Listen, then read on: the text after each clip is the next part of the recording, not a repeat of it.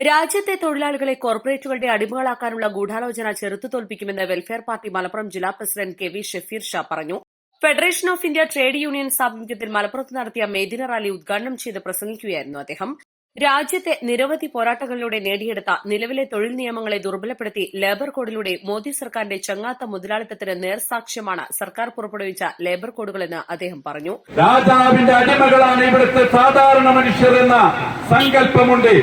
ഇവിടുത്തെ സവർണ മേധാവികളുടെയും ബ്രാഹ്മണന്മാരുടെയും കീഴിൽ വസിക്കേണ്ടവരാണ് ഇവിടുത്തെ താഴ്ന്ന ജനവിഭാഗങ്ങൾ എന്ന് പറഞ്ഞ് മനുഷ്യനെ ജന്മം കൊണ്ട് തന്നെ തട്ടുകളാക്കി തിരിച്ച് ജന്മം തന്നെ ശാപമാകുന്ന അവസ്ഥയിലേക്ക് ജനിച്ചുപോയാൽ പിന്നെ അവന് ഒരു ഉയർന്ന സാമൂഹികാവസ്ഥയിലേക്ക് വരാൻ തന്നെ യോഗ്യതയില്ല.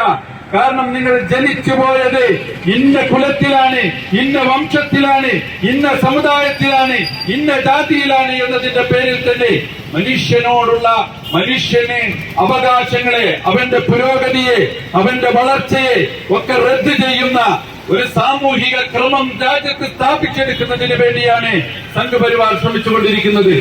ഇത് നമ്മളൊക്കെ മൈക്ക് കെട്ടിയിട്ട് 4 പ്രസംഗം കാച്ചിക്കളയാമെന്ന് വിചാരിച്ച് പറയുന്ന കാര്യമല്ല.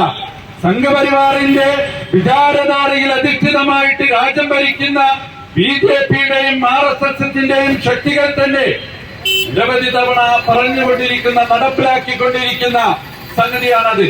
ഇപ്പോൾ നിങ്ങൾ ആലോചിച്ചു നോക്കുക, ഉപരാഷ്ട്രപതി ധൻഖർ അദ്ദേഹത്തിന്റെ പ്രസംഗങ്ങളിലുടനീളം ഇന്ത്യയിലെ നീതിന്യായ വ്യവസ്ഥയെക്കുറിച്ച് വിശദമായ വിമർശനങ്ങൾ ഉന്നയിക്കുന്നുണ്ട്. ആരാണ് അധികാരികൾ എന്ന് ചോദിച്ചാൽ ഞങ്ങൾ ഭരണകൂടത്തിലുള്ളവരാണ്. ഇപ്പോൾ ഞങ്ങൾ ഭരിച്ചുകൊണ്ടിരിക്കുന്ന RSSും BJPയുമാണ് ജനങ്ങളുടെ രാജാക്കന്മാർ എന്ന ഭാവത്തിലാണ് അവർ ഭരിച്ചുകൊണ്ടിരിക്കുന്നത്.